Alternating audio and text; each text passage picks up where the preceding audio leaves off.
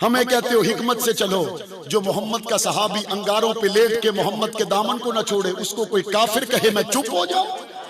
जो हुजूर के सहाबा रेत पे लेट कर हुजूर का साथ ना छोड़े, अगर वो मुसलमान नहीं तो दुनिया में मुसलमान कोई नहीं है। जो हुजूर के लिए हिजरतें करे और पाक पैगंबर की मोहब्बत में तन मन धन पूरे कबीले दुकानें सब छोड़ दे, अगर वो मुसलमान नहीं तो दुनिया में कोई मुसलमान हो सकता।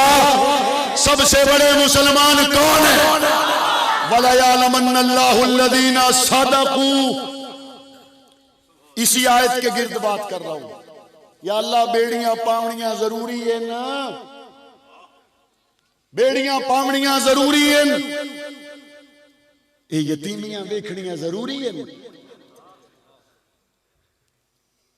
मुझे याद है वो वक्त मैं जेल में गया वालिद साहब से मिलने, 4 साल हो गए थे जेल में थे। मैंने कहा अब्बा जी कब आओगे, कब आओगे? और मैं उस वक्त उनसे मिल रहा था जब करीब था कि अभी कोई खत आ जाए रिहाई का। और मंजर ये था, जेल में जो उनको बिस्तर मिला हुआ था वो बांधा हुआ था, और वो दरमियान में मैंने और अब्बू ने मिल के बांधा। और जो वो किताबें मुताला करते थे वो किताबें मैंने और अम्मी ने इकट्ठी कर दी। जो वहां से ले जाने की चीजें थी वो सब हमने इकट्ठी कर ली। अब बिस्तर के एक तरफ अब्बू बैठे हुए, एक तरफ मैं बैठा हुआ हूं। तैयारी हो गई और अभी तक रिहाई का परवाना नहीं आया। मेरे दिल में ये बात आई कि हो सकता है रिहाई की बजाय फिर से गिरफ्तारी का खत आ जाए। तो मेरे दिल में आया कि पहले से माहौल बना लूं ताकि कोई ऐसा खत आए तो हमारे पर जर्ब न लगे। मैंने कहा अब्बा जी जे रिहाई ना हुई तो फिर, मेरा ज़हन में ये था वो आगे से कहेंगे नहीं बेटा इंशाल्लाह आ जाएगी, या मेरे ज़हन में ये था वो कहेंगे बेटा अगर ना आई तो अल्लाह खैर करेगा। जब मैंने ये कहा तो मेरे ज़हन में ये था वो थोड़ी देर के लिए खामोश हो जाएंगे। मैंने कहा अब्बा जी जे रिहाई ना आई तो फिर कहते यही घोड़ा यही मैदान फिर इत्थे यही घोड़ा यही मैदान फिर इत्थे।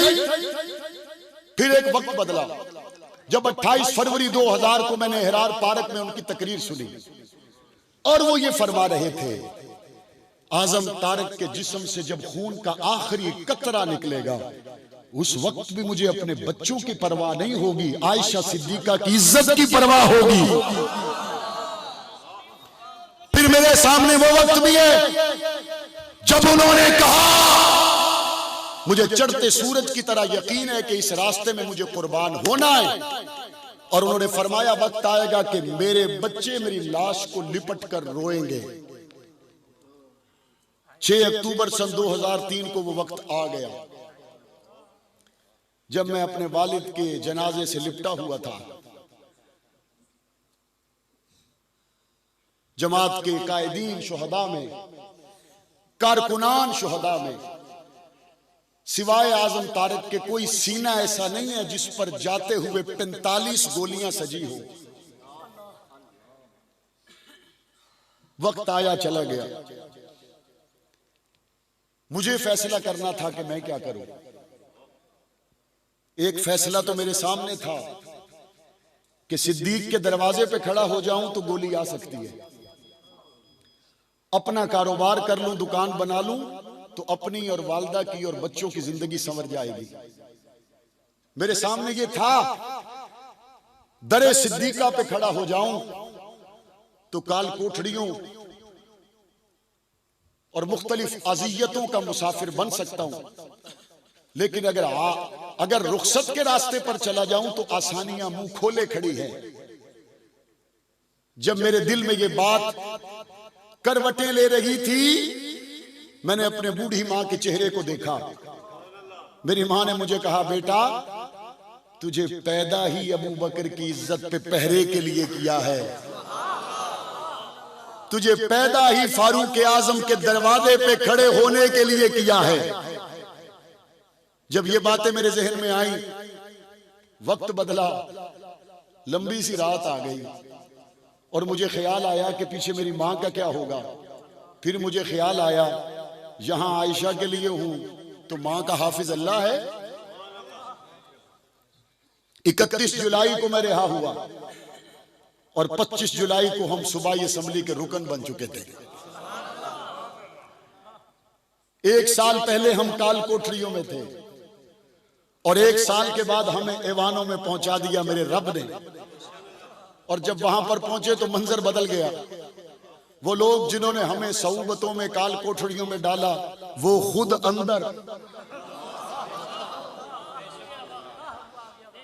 अंदर मुझे लोगों ने कहा ये क्या हुआ? मैं तो के लगता सदा दे हिको जेरान दे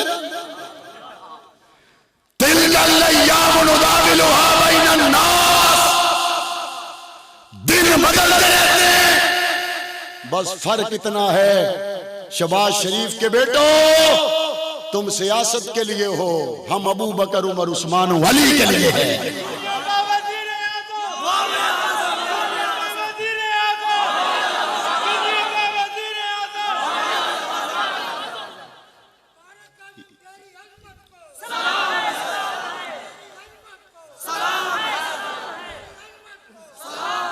हम जब असेंबलियों में पहुंचे लोग मैनू बड़ी सलाह दित्तियां। उन्होंने कहा मौलाना साहब हुण तुसां आ गए हो असेंबली दे विच, इत्थे हुण गल जरा होर हिसाब नाल करिया है, तुसीं हुण सियासी हो गए हो। मैंने कहा कौन सी सियासत और कौन सी सीट की बात करते हो? पीपीए 126 से हासिल होने वाली एमपीए की सीट की बात है। खुदा की कसम ऐसी करोड़ों सीटें आयशा के दुपट्टे की हवा पे कुर्बान है। हम असेंबली में पहुंचे, हमने असेंबली में पहुंचकर अल्लाह की मेहरबानी से आपकी दुआओं से वो बिल पेश किए कि बिल से वो बाहर आ गया। हमने वो बिल पेश किया कि वो बिल से बाहर आ गया और जब वो बिल से बाहर आया तो मेरे साथ बिल पेश करने वाले अराकीन ने कहा जब तक बिल में था हमें पता नहीं था, बिल से निकला है तो हमें पता चल गया। मैंने कहा अच्छा तुम बताओ तुम्हें क्या पता चला? उन्होंने कहा हमें ये पता चला है हक नवाज ठीक कहता था, आसान तकराहू शैया वहुवा खैरुल लकुम। कई मर्तबा बज़ाहिर चीज मुश्किल होती है, उसके अंदर से खैर निकलती है। मुझे सिर्फ एमपीए नहीं वजीर मिले, एडे भेड़े इतने गंदे त्रोट मोए खल्ला ही ने इतने गंदे बंदे ने सान तो पता ही कोई ना आई लाख दिए इन दे हालात हैं। मैं कह तुहानू पता कोई ना, असा तो 35 साल तो तुहानू दसेंदे वदे हैं खल बकरी दी विच खिंजीर लुकता खड़ा। असा तो तुहानू दसेंदे पे हैं ई गोश्त की दुकान ते सिरी पाए बकरी देन गोश्त कुत्ते का बिकया पे। हम तो तुम्हें बता रहे हैं ये अहले बैत के वफादार नहीं है, ये सहाबा के वफादार नहीं है, ये खत्मे नबुव्वत के पहरेदार नहीं है। उस पर जो हुआ ये बात लंबी है। हमारा अगला प्रोग्राम खैर वाफियत से मंजिल तक पहुंच चुका है अल्हम्दुलिल्लाह। और वो क्या था, आपका भाई मुआविया आजम तारिक असेंबली में वो बिल पास करवा चुका है, कानून बनवा चुका है कि पहली जमात से लेके छठी जमात तक पंजाब के हर बच्चे को नाज़रा कुरान और छठी जमात से 12वीं जमात तक हर बच्चे को तर्जुमा कुरान लाजमी पढ़ना होगा।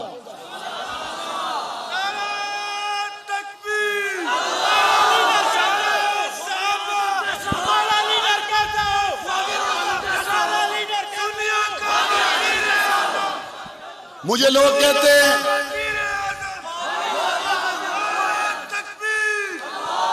लोग पुछते नहीं दे नाल क्या हो सी, मैं क्या पहले बंदे मेरे को ला के सिद्दीक दा शान पुछदे हुण स्कूल चुना को मास्टर दे सी गार दे विच सोने नबी दे नाल अबू बकर आई।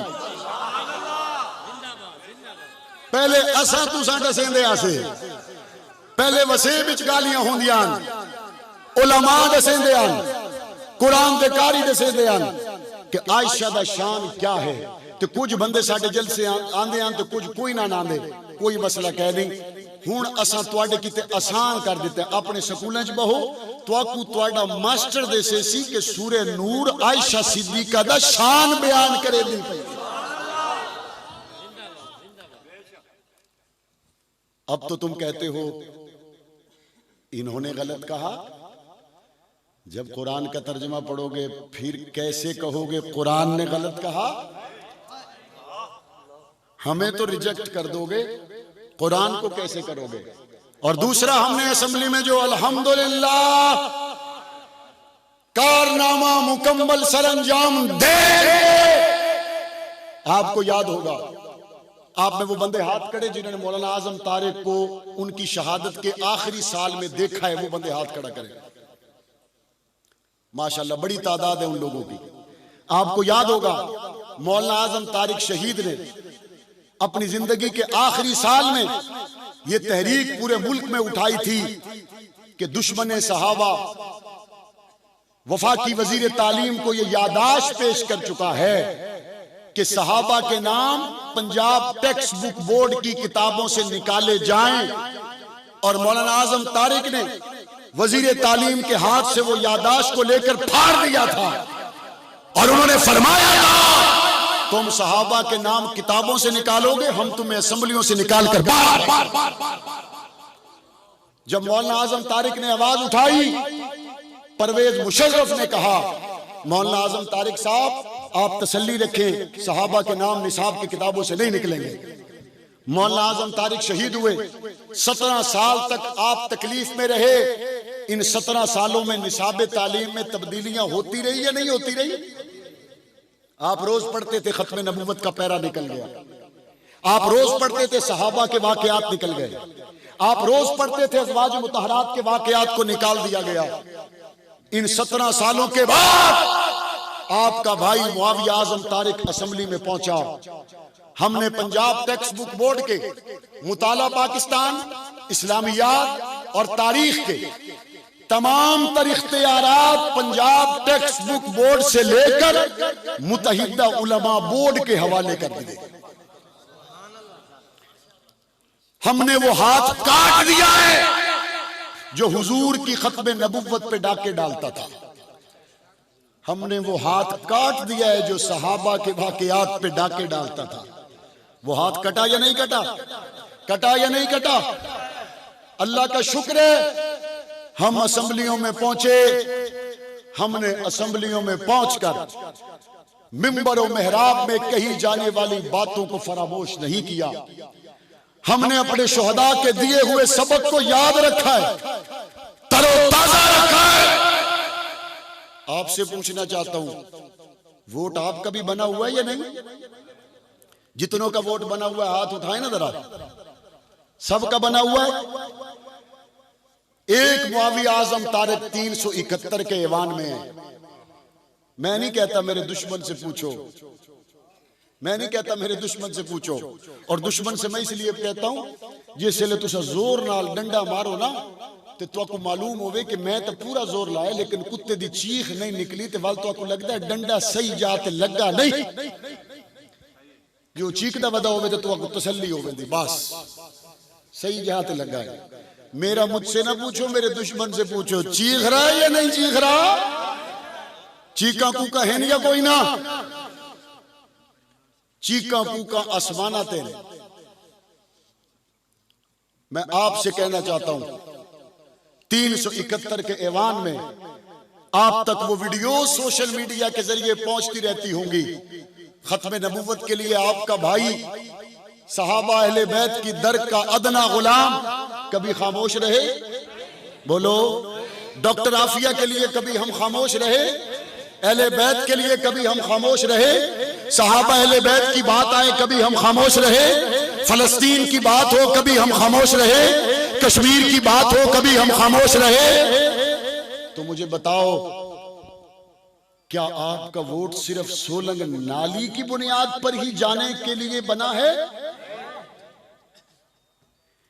क्या आपके वोट की इतनी कम हैसियत है कि जो सड़क बना दे वोट उसको देंगे? लोग आदर मौलाना साहब वाल सड़क तो बनी है ना, सड़क तो बनी है तो वाल क्या करूं?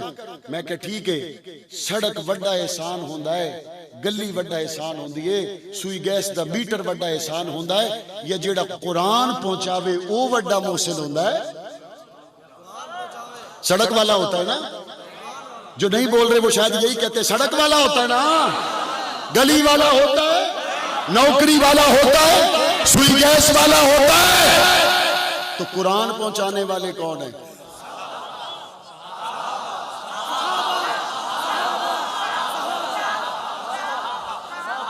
सबसे बड़े मोहसिन अंबिया के बाद सहाबा है। अपनी सड़कों ते गलियां चाह के एक पासे रख, मेरा वोट उसके लिए है जिसकी जान हबशे के काले बिलाल के लिए है। उस संदूकड़ी में वोट जाएगा जिसके दिल की संदूकड़ी में मोहम्मद का गुलाम रहता हो। उस संदूकड़ी में वोट जाएगा जिस दिल की संदूकड़ी में सहाबा अहले बैत की मोहब्बत हो। और हम ये समझते हैं कि सहाबा की मोहब्बत में दिया जाने वाला वोट, सहाबा और अहले बैत की मोहब्बत में की जाने वाली सपोर्ट, दुनिया में उसका नतीजा हार में निकले या जीत में निकले, मेरी सपोर्ट हो गई, मैं जीत गया, मेरा वोट चला गया, मैं कामयाब हो गया। इसलिए ये तय कर लें, दोबारा हमारी आपसे मुलाकात हो ना हो, जिंदगी रहे ना रहे, फासले कम हो या ज्यादा हो, फैसला कर लो। जो मोहम्मद करीम की खत्म नबुव्वत का पहरेदार होगा, वोट का हकदार हो, सपोर्ट का हकदार हो, जो सहाबा अहले बैत की इज्जत का चौकीदार होगा, वोट का हकदार। पक्की बात है? तैयार रहोगे, खड़े रहोगे, तशरीफ रखे। अभी तो मेरी गुफ्तगू शुरू ही नहीं हुई। हमारा लीडर कैसा हो? बैठ जाओ, बैठ जाओ। हमारा लीडर कैसा हो? आखिर में तो तशरीफ रखे, आखिर में आप दोस्तों से ये कहना चाहता हूं, इस वक्त अफगानिस्तान तालिबान के हाथ पर अल्हम्दुलिल्लाह फतह हो चुका है। सबको अल्हम्दुलिल्लाह। और हिंदुस्तान रो रहा है और पाकिस्तान खुश है या नहीं? और हिंदुस्तान के एजेंट जो पाकिस्तान में हैं, वो इस वक्त पाकिस्तान को कमजोर करना चाहते हैं, मुख्तलिफ रास्तों से, हीले बहानों से। इन दिनों में वो बतौर खास तखरीबकारियां, कभी सहाबा की गुस्ताखी की शक्ल में, कभी अहले बैत की गुस्ताखी की शक्ल में, कभी मुल्क के अंदर धमाकों और गोली की शक्ल में जारी रखे हुए हैं। आपने मुल्क में बदअमनी फैलाने वालों के खिलाफ अपने मुल्क के सलामती इदारों का साथ देना है, दोगे? अपने मुल्क की पुलिस का साथ देना है, दोगे? जो शख्स सहाबा की गुस्ताखी करे उसके खिलाफ आपने फिलफौर कानून का दरवाजा खटखटाना है। आपने कानून के साथ, कानून नाफिज करने इदारे वालों के साथ ताउन करना है। और हम इंशाअल्लाह जिंदा रहे, सहाबा की मोहब्बत में मौत आएगी, सहाबा की मोहब्बत में।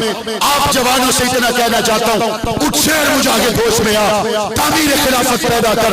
क्यों फिरके होता है? अब एक जमात को पैदा कर, तू भी तरक्की दुनिया में, असबाब तिजारत पैदा कर, कानून की दौलत ठुकरा दो, उस्मान की दौलत पैदा कर। इस्लाम के दर तू बढ़ता है, कुफार से फिक्र करता है, या तो इस्लाम का नाम ले लो या शौक शहादत पैदा कर। दिल से ये कह करा, घबराए ना, हालात बदलने वाले हैं। जो कांटे बन कर आए थे वो लोग बदलने वाले हैं। मजलूमों की होने शोलों में हिदायत पहनी है, ये चार सैयादों को अब सड़ने मिलने वाले हैं। किम्मत की तूफानों में जज्बों को हमारे छीन सके, जितना हमसे उलझोगे हम और